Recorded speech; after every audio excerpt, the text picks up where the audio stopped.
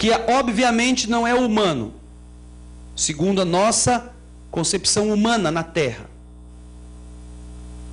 Você vê ao lado dele, e um lado é mais escuro, para dar a noção tridimensional, o outro lado é mais claro, um olho, a boca, algo parecido com o nariz, muito pequeno. Aqui 3 marcas estranhas, diferentes, que podem ser interpretadas de várias formas, como sendo talvez o local de onde venham. Nós conhecemos uma constelação que todas as noites nós podemos ver no nosso céu, a qual denominamos 3 Marias. É o cinturão de Órion.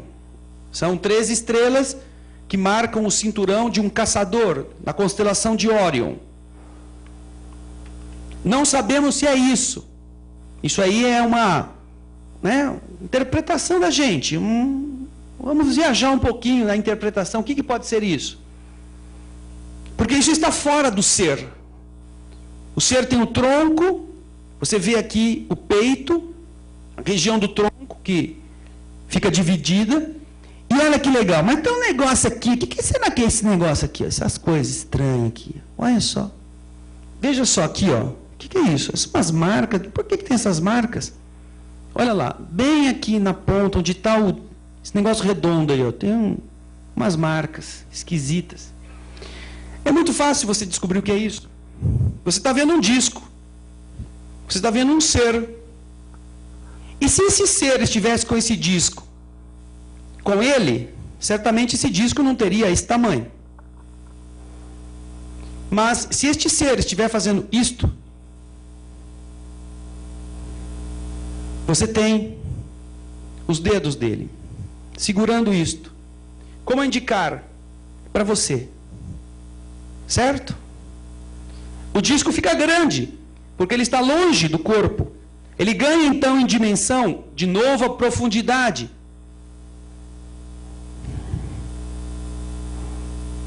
E ali embaixo, a marca dos dedos segurando o disco.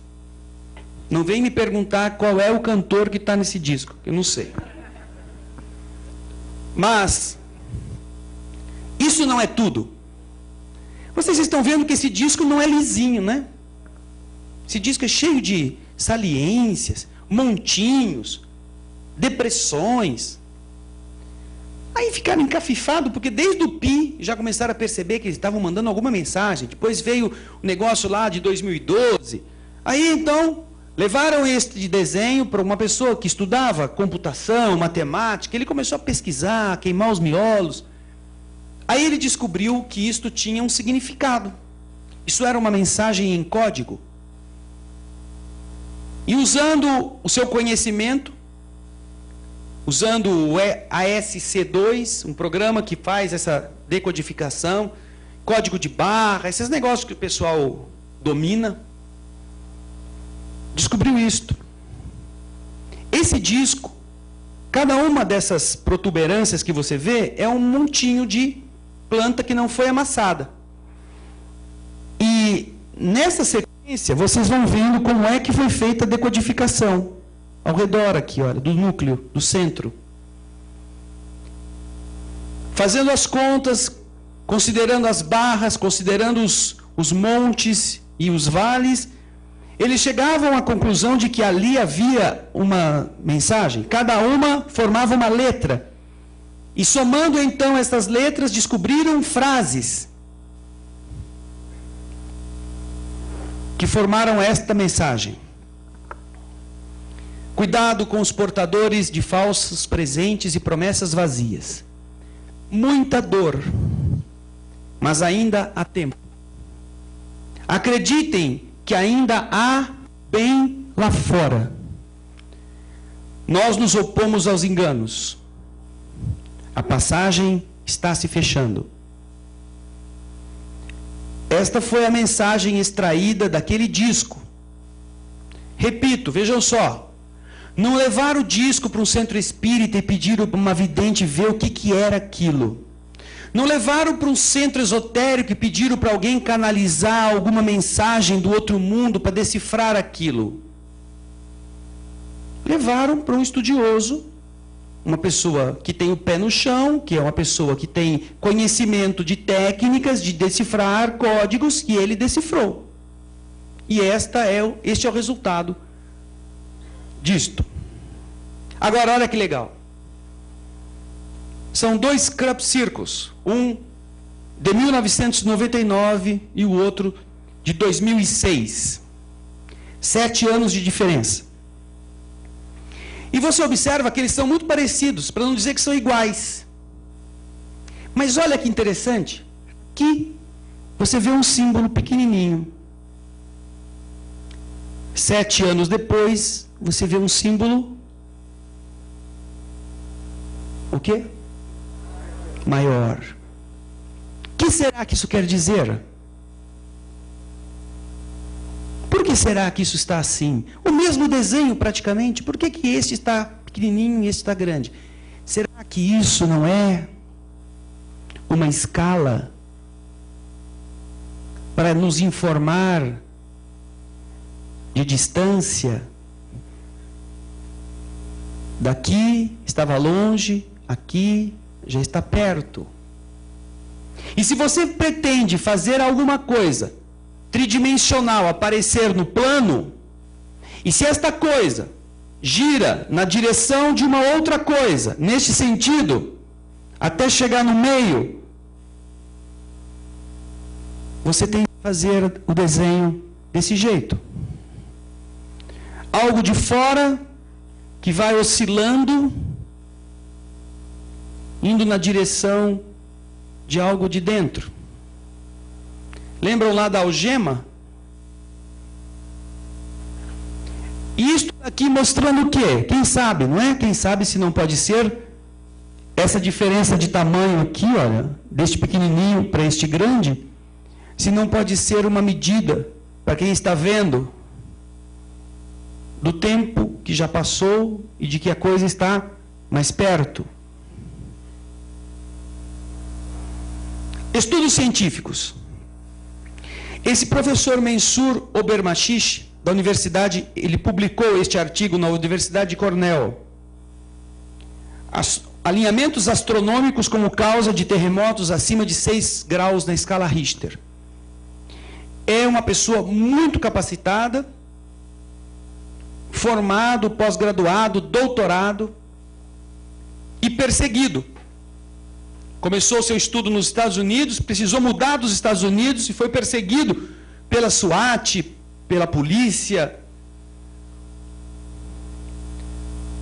E quando ele estava fazendo a sua tese de doutorado já no Canadá, para onde ele teve que ir, ele pediu a patente do seu estudo no escritório de patentes dos Estados Unidos. O escritório de patentes americano enrolou e criou dificuldades para ele patentear o estudo e as descobertas por 5 anos. Quando ele terminou o seu doutorado, que tinha a ver sobre esta teoria de georressonadores, quando ele terminou o doutorado, o governo americano tinha patenteado o mesmo estudo que ele tinha feito na sua tese de doutorado. Já estava patenteado e foi reconhecido pelo escritório de patentes isto.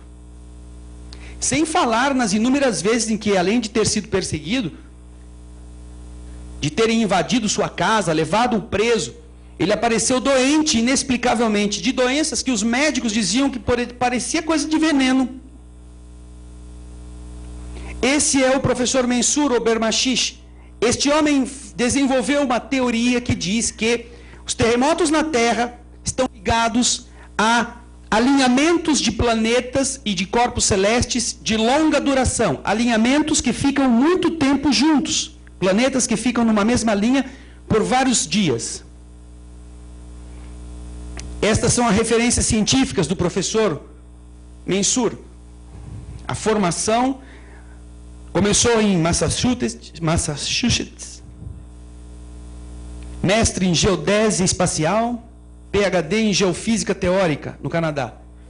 Ele é membro afiliado desses institutos. Instituto de Geofísica, em Budapeste, na Hungria. membro de Berkeley National Laboratory, em Berkeley, na Califórnia, e física do departamento da Faculdade de Ciências da Universidade de Sarajevo, na Bósnia. Aqui você vai ver rapidamente, em vermelho, fruto do estudo do professor Mensur.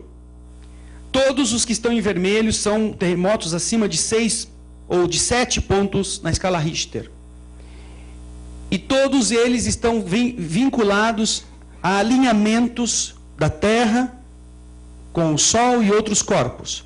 Sempre que aconteceu isto, aconteceu um terremoto. Todos estes em vermelho são fruto deste estudo. Está em ordem de ano, ó, 2008, 2009, 2010, depois 2010, 2011, incluindo o Japão. Um terremoto que houve, que todos vocês viram.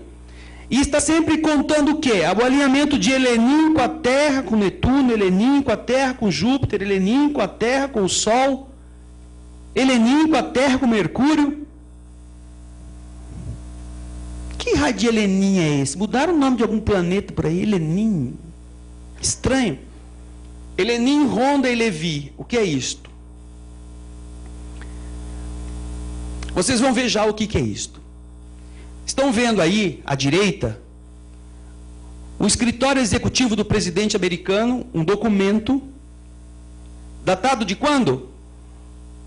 Qual é a data aí que vocês estão lendo? 15 de outubro de 2010. Já fez um ano? Não. Do lado esquerdo, nós temos o texto original em inglês, que o nosso querido irmão Marcelo Bueno teve a gentileza de fazer a tradução para a gente. E do lado direito está o texto em português. Eu não tive como iluminar ou tornar mais realçada a parte do texto aqui, porque isso é uma imagem. Mas, se você observar, o conteúdo deste documento começa dizendo assim: esta carta está relacionada à seção 804 do auto de autorização 2008 da NASA, que orienta o diretor do Escritório de Política de Ciência e Tecnologia, primeiro, a desenvolver uma política para informar as agências federais e as instituições sobre ações emergenciais relevantes, caso haja uma ameaça iminente de um objeto próximo à Terra e exista um risco para a população. Item 2. Recomendar uma agência ou agências federais para responsabilizar-se pelo quê? Primeiro, proteger os Estados Unidos de objetos próximos à Terra que possam colidir com a Terra. E 2. Programar uma campanha de deflexão em conjunto com organismos internacionais, caso seja necessário. Deflexão é o quê? Mudança de posição. Vai vir um negócio aí, o que a gente faz? Corre, se enfia debaixo da terra? Não, vamos tentar afastar. Dá para fazer? Dá. Alguma agência, algum movimento, algum projeto que vise tirar da rota algo que possa cair na Terra. E eles descobriram que existem milhares de objetos próximos da Terra, os OPTs, que são maiores do que a Terra pode aguentar e que poderão levar, se caírem na Terra, a um evento de extinção. Eles tinham descoberto alguns, achavam que estavam mapeando tudo. Depois, nesse estudo, eles mostram quantos milhares eles não conhecem.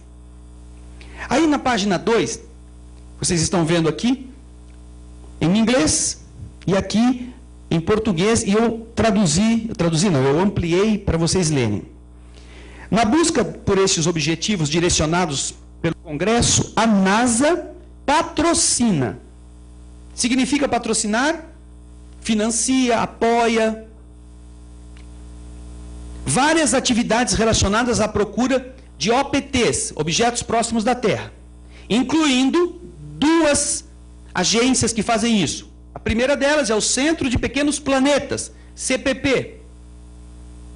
localizado no Centro Harvard-Smithsonian para a Astrofísica. Qual é a função? Ele opera sob o patrocínio da União Internacional Astronômica para a coleta e correlação de dados das órbitas dos OPTs.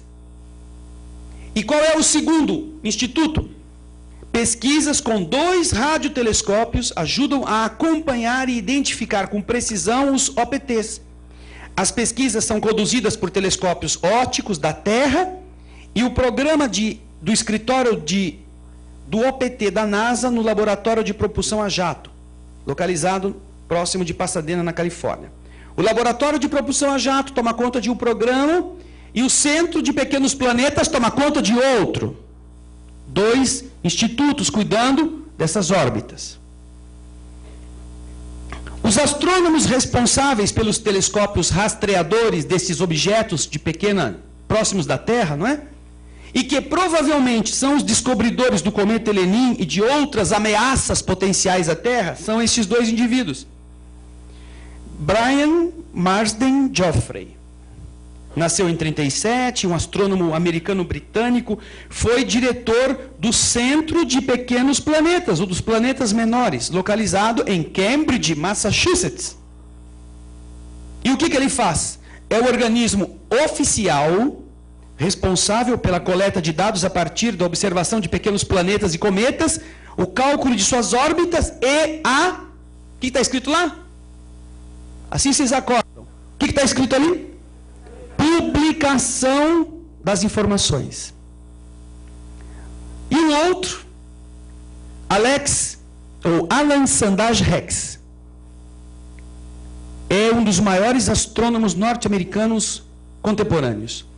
Este homem foi assistente de Edwin Hubble, o astrônomo, que nós ficamos conhecendo depois que a NASA lançou um telescópio com o sobrenome dele. Quando Edwin Hubble morreu, quem sucedeu no observatório foi este homem. Tal a sua capacidade. E ele trabalha o quê? Ele trabalha no Observatório Palomar, trabalhou lá, e também no programa, que foi inclusive premiado, de observações desses objetos próximos da Terra. Os asteroides próximos da Terra são asteroides que se movem ao redor ou para a Terra. Alguns desses objetos podem atingir a Terra e por isso são buscados e acompanhados regularmente. Vejam a data. Fotos do cometa Helenin pela sonda estéreo da NASA. A NASA lançou uma quantidade quase que incalculável de telescópios espaciais. Existem telescópios para fazer de tudo hoje. Não se sabe por que essa volúpia, não se sabe. Um destes programas se chama estéreo. Por quê?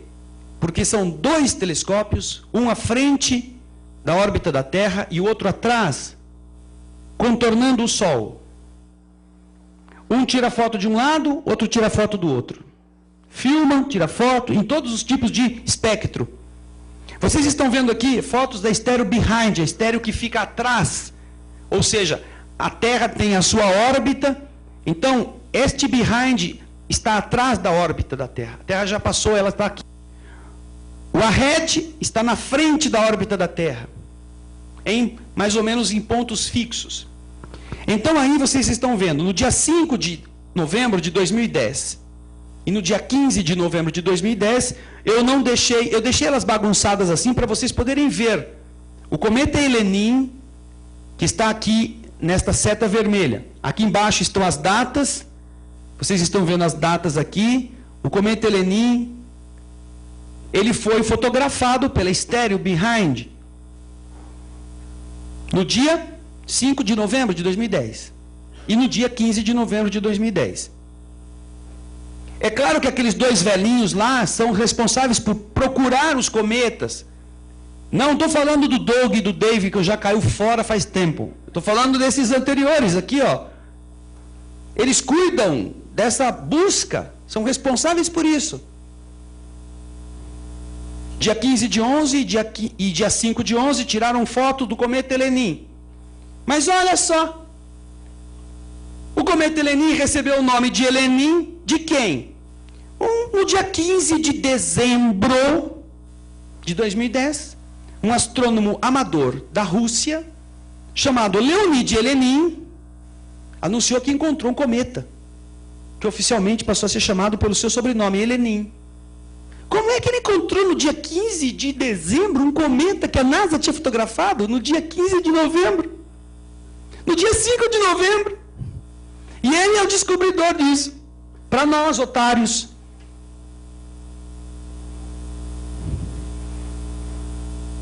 E aí nós vamos ver o quê?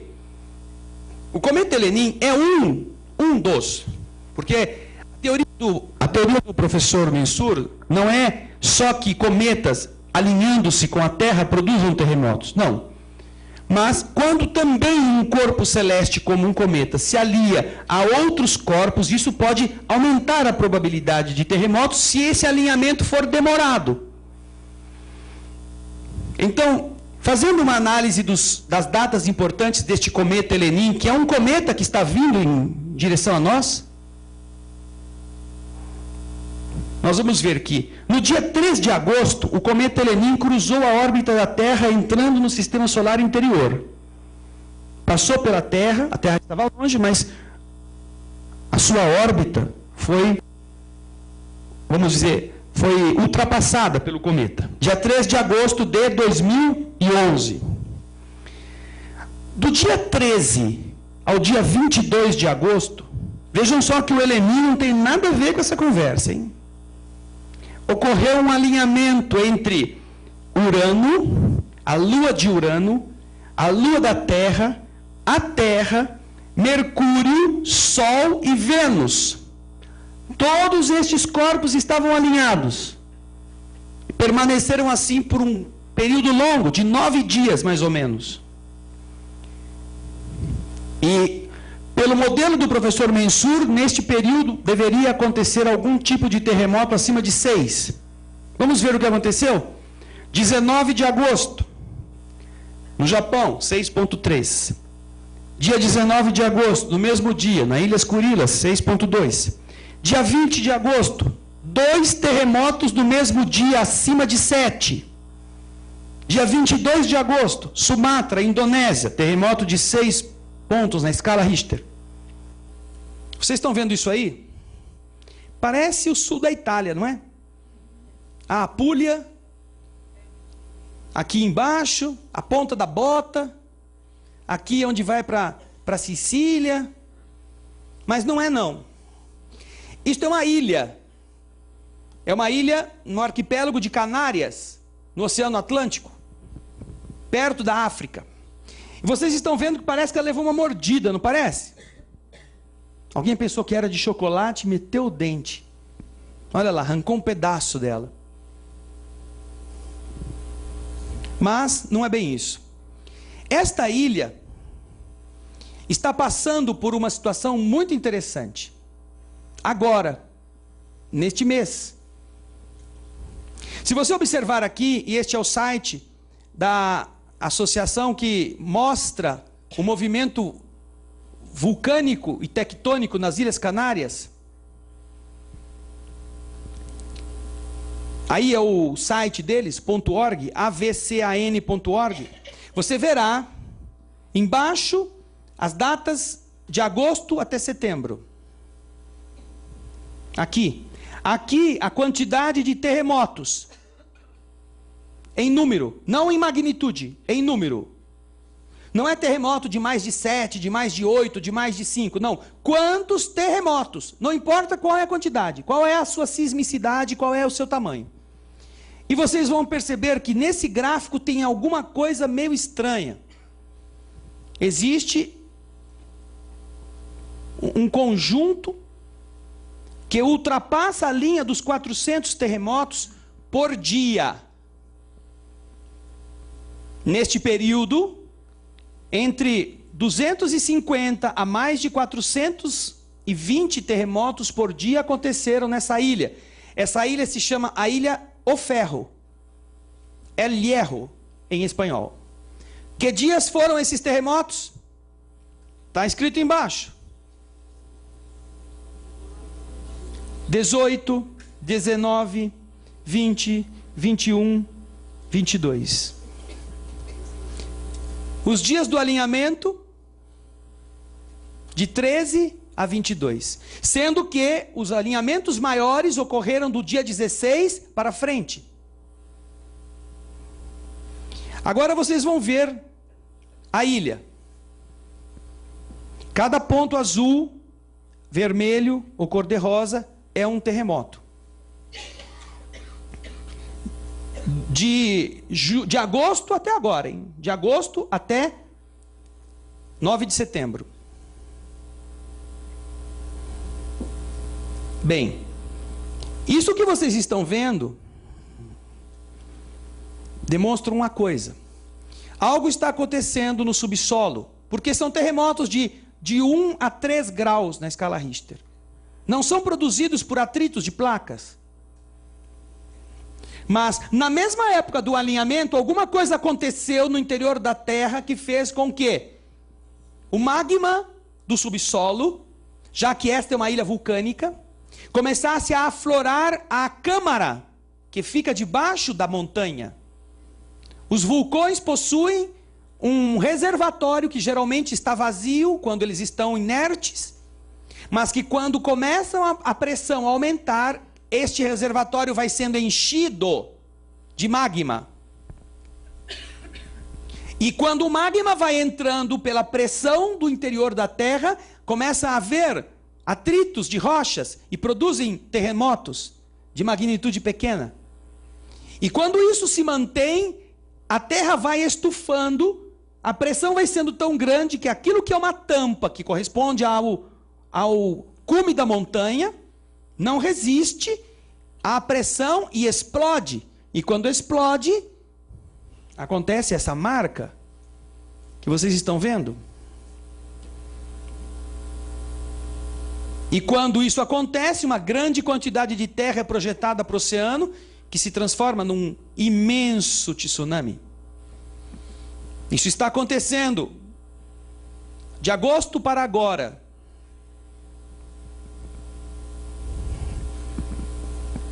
Cada ponto vermelho desse é um terremoto na Ilha do Ferro. E no meio está preto, porque de verdade está ficando preta a coisa. Mas há tanto terremoto que as bordinhas pretas se unem e fica com essa aparência de coisa preta aí. Porque é um em cima do outro. Mais de 4.000 terremotos em 30 dias. Vocês estão vendo essa imagem do satélite do Google Earth. Aí tem as próximas datas do cometa Helenin. Ele cruza a órbita de Vênus no dia 21 de agosto, no dia 11 de setembro, ele chega ao periélio, a posição mais perto do Sol. Depois, no dia 14, ele cruza o plano da eclíptica. O que é o plano da eclíptica? Todos os planetas giram em torno do Sol no mesmo, como se fosse um grande píris, numa mesma inclinação ou quase parecida, no mesmo plano. Os cometas, eles não fazem isso, eles vêm muito de baixo, cruzam e descem, ou eles vêm de cima, inclinados e vão embora. Cometa Helenin não. Cometa Helenin tem só 1 grau de inclinação em relação à órbita dos planetas, só 1 grau. Mas mesmo assim, no dia 14 de setembro, ele vai furar, vai passar do nível dos planetas e vai para a parte de cima. No dia 19, ele vai estar à mesma distância da Terra e do Sol, entre nós e o Sol no dia 19. No dia 26 de setembro, ocorre um alinhamento. Essa data também é muito interessante para que vocês guardem. 26 de setembro de 2011. Alinhamento Urano, Terra, Lua, Helenin e Sol. E a Terra cruzando a cauda, aquilo que ficou do cometa Helenin. Aquilo que o cometa vai soltando, vai deixando pedaços de pedra, poeira cósmica, ele vai deixando isso ao longo do caminho. Nessa data a Terra vai passar, vai estar entrando nesta cauda. Em 4 de outubro, Helenin cruza a órbita de Vênus, e assim, 16 de outubro, chega na distância mais perto da Terra. Não vai bater na Terra, não precisa ficar preocupados. Ai, que bom, alívio. Puxa vida. 26 de outubro, alinhamento, Lua de Júpiter, Júpiter, Terra, Lua da Terra e Sol. São datas que o Mensur Omer Bashish está mostrando que ocorrem alinhamentos entre os planetas, alinhamentos de longa duração que podem induzir terremotos. A última data que vai ter alinhamento da Terra com Helenim e com o Sol é 21 de dezembro de 2012. Coincidência estranha. E então, estão notando o aumento dos terremotos dos últimos meses? Perceberam? Já ouviram falar em mais terremoto? Só lamento que nosso seminário não está sendo feito em Maringá. Porque senão não ia ter nenhuma sala do hotel vazia, tudo lotado. Vocês estão sabendo, né, que deu um terremoto, não em Maringá, tá? Na Argentina, um terremoto de 6,8, que tremeu até Maringá. E se você bobear, talvez até aqui em algum lugar alguém sentiu um tremorzinho. É que é tão leve que às vezes a gente nem identifica. Mesmo os terremotos de magnitude menores estão acontecendo com mais intensidade, e inclusive fora das áreas de encontros de placas tectônicas, como o que aconteceu agora nos Estados Unidos, no dia 23 de agosto. Na Virgínia não tem placa tectônica. E ainda está dando terremoto lá, só que agora de 3 ponto não sei quanto, 3,5, 4. Do mesmo modo, o vulcanismo tem aumentado bastante. Como poderia um cometa, que é feito de gelo, pedra e poeira, produzir uma influência tão grande sobre os corpos do sistema solar?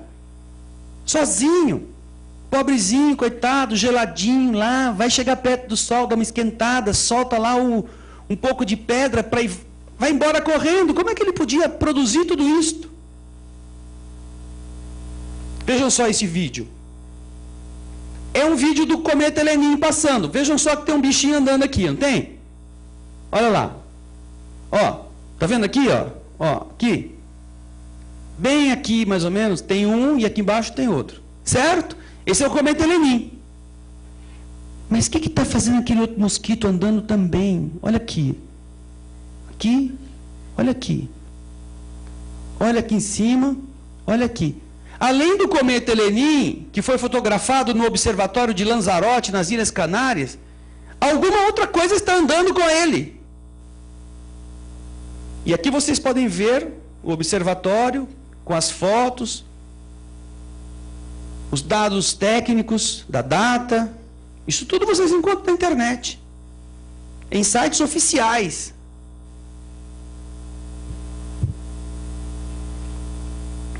Agora vem o telescópio do Polo Sul. Puseram um telescópio no Polo Sul, imagina. Aliás, não é um só, não, são dois grandes. Esse americano e tem um francês, japonês, um consórcio. Estão lá para quê?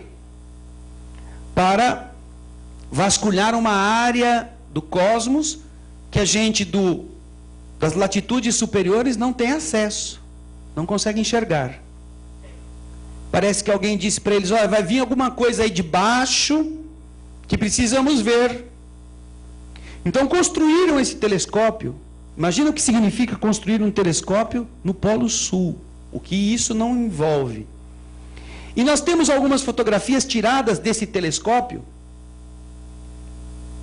muito interessantes. Algum corpo estranho, rodeado por outros corpos. Isto começou a ser fotografado em janeiro de 2008. E ao longo do ano foram sendo feitas outras fotografias. Vejam só como eles estão mudando de posição. Estão orbitando. Ó, estão vendo? Ó, o mesmo corpo. E você vê que as coisas estão girando em volta dele. Agora aqui, um close-up deste centro. A tradição antiga denominava de Nibiru, um corpo celeste. Esta palavra Nibiru ou Nibiru quer dizer em sumério aquele que cruza. E então, neste documento de mais de 90 páginas, que nós estaremos depois, mais adiante, disponibilizando a tradução em português do nosso site, mas que em inglês você encontra lá no Star Viewer, que nós mostramos antes. Neste documento, existem informações de grupos científicos sobre isto. Falando do Helenin, este cometa, que alguns agora estão dizendo, atualmente, antes de ontem para cá, que ele está se desintegrando ao passar perto do Sol, como costuma acontecer com alguns cometas. Ele se desintegra, ele não desaparece, ele vai se rompendo em pedaços, mas continua na sua órbita. Então, um dos que está tratando deste tema, neste artigo, diz assim: você pode comparar Helenin a um míssil que transporta uma carga explosiva, que nada mais é do que um aviso do poder que possui o navio que o lançou. A questão, então, é: o que é este navio e quando vai chegar até nós? Que existe outro objeto muito maior seguindo Helenin, não há dúvida. Este fato foi confirmado por diversos cientistas, usando equipamento poderoso. E também pessoas comuns, como eu, você, usando o poder da inteligência de nossas mentes. Alguns cientistas alegam que o cometa Helenin tem uma massiva formação de OVNIs em sua cauda. Beberam. Foram tomar lá estão queimando maconha. Ficam vendo coisa agora, lá, esse sentido. Não tem o que fazer. Falar que tem OVNI na traseira do cometa. Mas não é porque eles estão se drogando. É porque descobriram que o cometa Helenin emite uma frequência de rádio. Pulsos de rádio que estão sendo captados por terminações, por grandes telescópios, e você escuta isto. Estão estudando os pulsos de rádio, que não são comuns num conjunto de pedra, gelo e poeira. Então, os cientistas da China e outros astrônomos estão dizendo que alguma coisa estava produzindo isto. E se não é o cometa Helenin, era alguma outra coisa, alguma outra força. Com base nos relatórios publicados pela Agência Espacial da China, o astrônomo Sérgio Toscano, que é conhecido, disse que por trás do cometa Helenin pode haver um OVNI se aproximando. Por trás do cometa descoberto em dezembro, os cientistas chineses acrescentam que há algo que eles chamam de cluster, que significa um enxame globular, ou talvez uma nave alienígena. Há evidências de que Helenin não está sozinho em sua jornada dentro do sistema solar.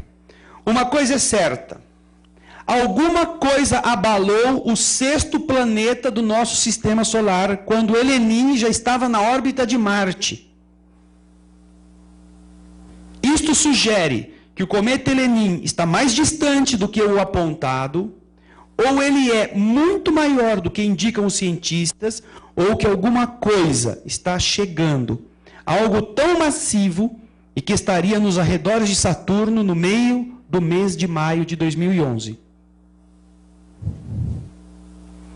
Referências antigas sobre Nibiru. Vocês vão ver aqui um documento, um desenho encontrado na Suméria.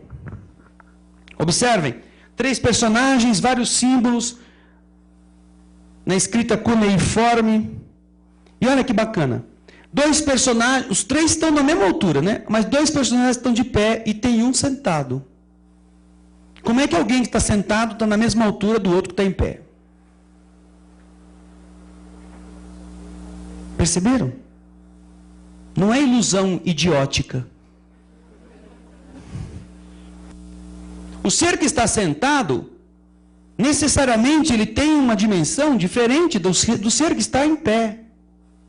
Agora, entre os 2 que estão em pé, você vê aqui, olha, estrelinha, uns brilhinhos. Embaixo, ao lado você tem esta mesma área ampliada e embaixo aqui vocês encontram o desenho, um gráfico. Vocês encontram aqui o quê? Os planetas conhecidos, a Terra com a Lua, e podem ver que existe um achurado, um que está manchado, que não pertence ao sistema solar, aqui. Ele é um corpo que não faz parte do conjunto de planetas que se conhecia naquela época. Agora, ao lado vocês estão vendo uma representação de uma bola com asas. Está vendo ali? Parece que tem alguém no meio da bola. Essa mesma representação acontece no Egito, na parte de baixo. O círculo alado. Aqui vocês têm uma representação artística desse corpo Nibiru, como descrito nas tradições antigas. E ao lado, um esquema da sua órbita, possível órbita. Aquela tábua que vocês estão vendo em cima, olha, ela tem 4.500 anos de idade. Ela é do ano de 2500 antes de Cristo. Entendendo as alterações do sistema solar.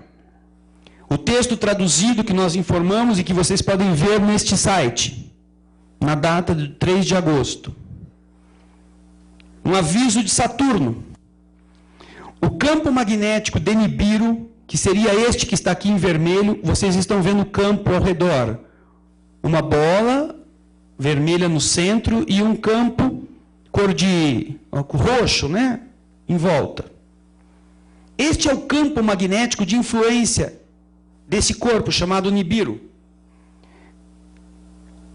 Quando Helenin estava na data do dia 1º de dezembro de 2010, vocês começam a ver que a área de influência magnética de Nibiru começa a chegar em Saturno. Lembram quando Saturno começou a encandecer? Dezembro de 2010. Junho de 2011. Saturno já está no interior do campo de influência.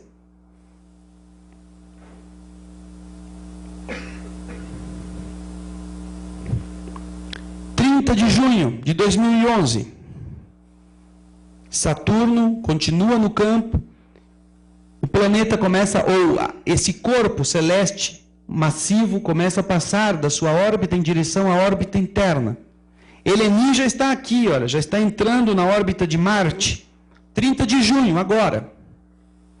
A distância entre Helenin e este corpo, segundo os cálculos deste documento, é de 8 unidades astronômicas. Isso significa 8 vezes a distância da Terra ao Sol, que é de 149 milhões de quilômetros. Helenin está 8 vezes à frente de Nibiru em relação aqui à distância da Terra ao Sol. Você pega essa distância, multiplica por 8, você vai ter a distância em que está Nibiru em relação a Helenin. Vamos ver algumas características desse estudo em relação ao planeta Nibiru. O nome, Nibiru, diâmetro do Equador, não é perímetro, é diâmetro, linha reta de um lado ao outro, 155 a 179 mil quilômetros. O diâmetro da Terra é de 12 mil quilômetros. A massa de Nibiru equivale a 3 a 4 massas de Júpiter, o maior planeta do sistema solar. O tipo, que corpo celeste é esse? É desconhecido.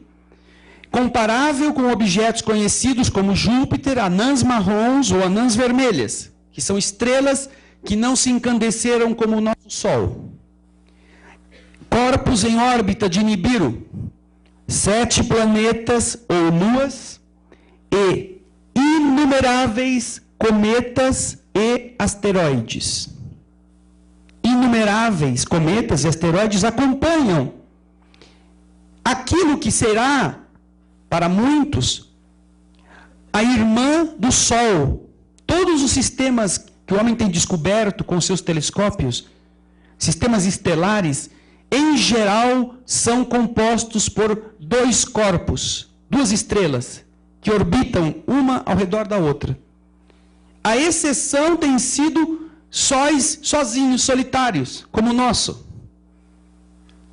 Exceção, até então, digna ou propícia a ser descaracterizada. Porque estão achando que Nibiru, na verdade, é a irmã do Sol. Uma estrela menor que gira junto ao redor do Sol e que orbita em períodos, em épocas, em ciclos.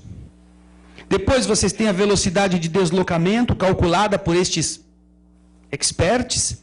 Agora você pergunta, eu até troquei a lente do meu óculos com essa história do Nibiru, porque eu quero ver esse cara assim, cara a cara. Cadê ele? Onde é que ele está? Ninguém enxerga o rapaz? Como é possível? Gastei dinheiro à toa no oculista. Você está vendo aqui um visual de telescópio óptico. Vamos procurar então o Nibiru. Se ele está atrás de Elenin, provavelmente se a gente procurar Elenin, acaba chegando no Nibiru, certo? Como estão longe, você vai ter que olhar mais ou menos para o lado. Então a gente entrou no Solar System Dynamics, do Laboratório de Propulsão a Jato. Aquele que está fiscalizando, junto com o Centro de Pequenos Planetas. Você vai e coloca no Horizons Web Interface. Qualquer um de vocês pode fazer isso, hein? Qualquer um. Procure o site do Laboratório de Propulsão a Jato da NASA. Aqui em cima você vê o símbolo. E aí você entra. Aqui você colocou o que, André? Eu coloquei, Cometa Elenin, com o nome técnico que deram para ele. C/2010-X1. E depois que você coloca isso, manda procurar, abre esta página. Como ela é bem comprida, eu fui tirando fotografias para vocês verem. Mas embaixo vocês continuam vendo, Elenin lá em cima, e aqui as deflexões e outros arquivos. Agora, o legal é aqui embaixo. Data. Eu pedi do 7 de junho de 2007. Onde que estava a posição de Elenin nessa data. E eles mostraram. Olha, mas o Leonid Elenin descobriu o bicho no dia 15 de dezembro de 2010. Como é que a NASA já tinha a posição dele no dia 7 de junho de 2007? Então, o que a gente foi fazendo? Escolhi esta posição aqui de baixo, do dia 18 de junho de 2007. Vocês vão ver ali. Dá para ler o número? Olha o número lá. Aqui é a ascensão reta, ou o RA. Para você localizar uma estrela ou um ponto do céu, no cosmos, você tem que ter essas duas coordenadas. A declinação e a ascensão reta. Ou a ascensão reta e a declinação. Então, com estes números, você digita em qualquer telescópio e ele vai para o local exato que você precisa. Então, peguei aqui dia 18 de junho, 9 horas, 48 minutos, 04,91 segundos. E 13 graus, 7 minutos, 01,8 segundos na declinação. Peguei esses dados lá no site da NASA, hein? Procurei essas coordenadas e as coloquei num buscador destes programas de computador que mostram o espaço. No caso foi o Google Sky. Olha lá o quadradinho lá, Tá vendo o quadradinho? Bem aqui tem um quadradinho, no meio desse nada aí. Esse quadradinho está escrito 9 horas, 48 minutos, 04,91. É a coordenada que eu pus. Mas, seu André, você bebeu? Você está tomando a mesma pinga que o Doug do Dave? Olha, não tem nada aí. Como é que você está achando um negócio desse? Aí você faz o seguinte. Esse é o Google Sky óptico. Você vai e muda no Google Sky para o infrared. do telescópio IRAS. E aí você vê isso. Em infravermelho você vê isso. No telescópio óptico você não vê nada. Obviamente ele não tem tanta luz como o nosso Sol, como uma estrela, ele é meio apagado. Mas quando você pega o infravermelho, que pega outra faixa do espectro, isso aparece. Vamos aproximá-lo. Você está procurando o heleninho, né? O heleninho está no quadradinho, ó, quadradinho branco.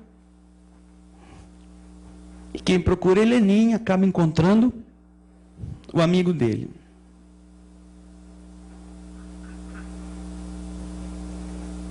Aqui vocês estão vendo, já no Google ampliado, vocês têm aqui em volta essa área roxa, com esse círculo roxo, que seria o centro, não é? Ou no centro estaria este corpo, com essas duas projeções de plasma, segundo eles explicam, como dois halos que saem, ou dois riscos que saem dos seus polos.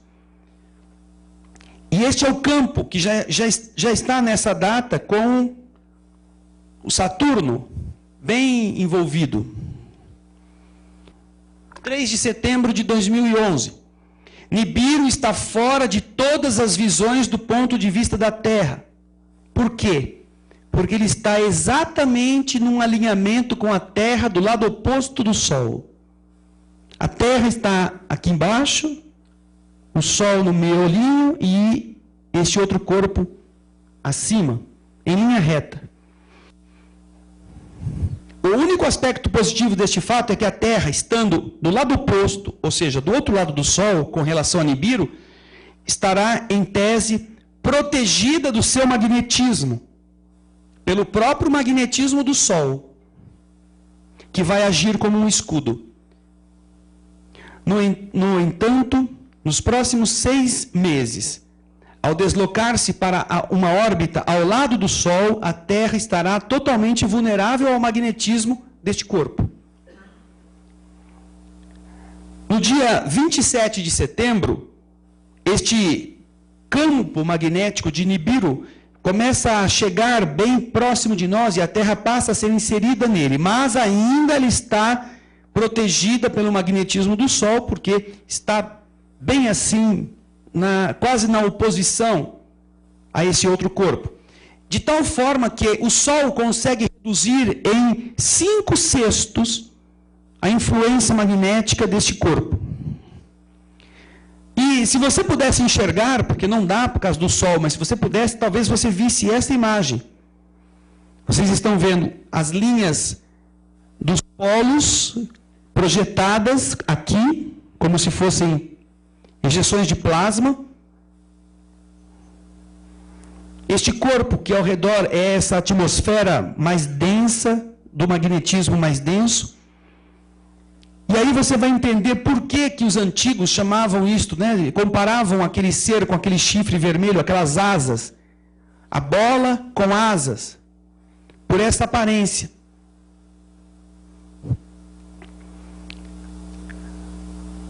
Helenin, agora no dia 20 de março de 2012, já foi embora. Helenin já foi embora. Se sobrou alguma coisa dele, já foi embora. Mas agora está vindo com 1 ano de diferença no tempo, a aproximação do planeta Nibiru. Ele vai chegar perto de Marte. E já o seu campo atinge Júpiter. 3 de agosto de 2012. Nibiru cruza a órbita da Terra. E ele começa, então, a se aproximar de nós, porque a velocidade vai aumentando. Quando ele vai chegando perto do centro do nosso Sol, a velocidade dos corpos aumenta. É uma das leis de Kepler. 11 de setembro de 2012. Nibiru está no ponto mais perto em relação ao Sol, chamado periélio. É a fase mais intensa desta luta entre os dois corpos massivos, Sol e este Nibiru. 27 de setembro. A Terra, neste momento... Onde está a Terra ali embaixo? Ó? Aqui está o tal do Nibiru e aqui está o Sol. Num alinhamento. Terra, Nibiru, Sol. Só que agora não tem Sol nenhum para tomar conta de nós. A Terra, neste momento, estará à mercê do magnetismo desse imenso corpo celeste. Neste momento, e até dias antes, na aproximação de Nibiru, a Terra estará de forma anormal, severamente inclinada, pois o polo norte da Terra será repelido pelo polo norte de Nibiru. E enquanto isso, o polo sul da Terra será atraído pelo polo norte de Nibiru. Esta seria a imagem desta posição. O Sol está atrás, você não está vendo. E a Terra que você está vendo está assim. Mas nunca ninguém visou nós disso. Nunca. Tive que ir lá no seminário de um cara chato lá em Campinas para saber de alguma coisa sobre... Nunca ninguém falou nada para a gente. Falaram. A Gazeta de Montreal e o jornal The Washington Post, em 30 de dezembro de 1983, deram essa notícia. Esse é o recorte do jornal.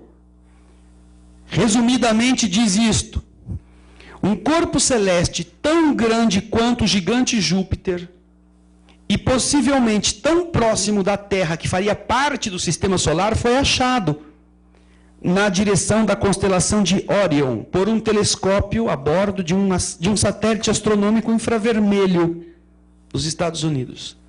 Este corpo é tão estranho que os astrônomos não sabem se é um planeta, um cometa gigante ou uma protoestrela, que nunca chegou a ser quente o suficiente para virar uma estrela. Ou então ela pertence a uma galáxia muito perto da Terra, que seja jovem e que esteja formando as suas estrelas. É possível que se trate do 10º planeta do Sistema Solar, que os astrônomos têm procurado em vão.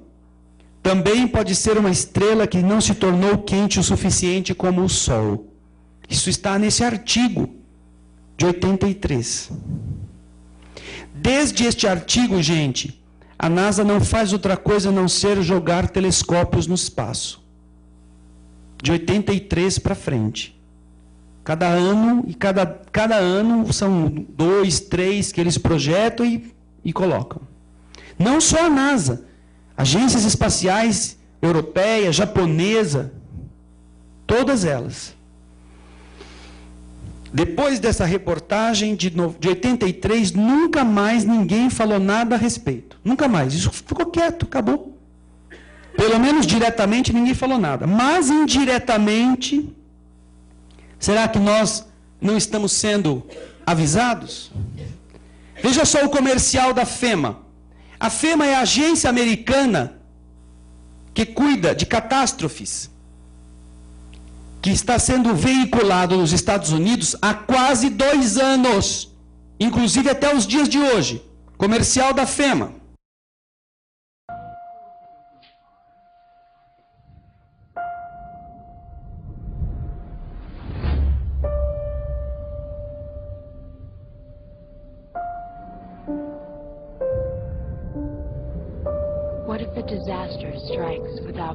E se um desastre acontecer de repente?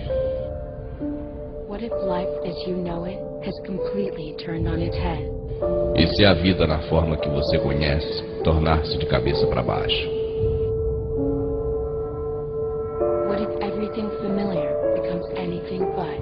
E se tudo que lhe é familiar se tornar quieto?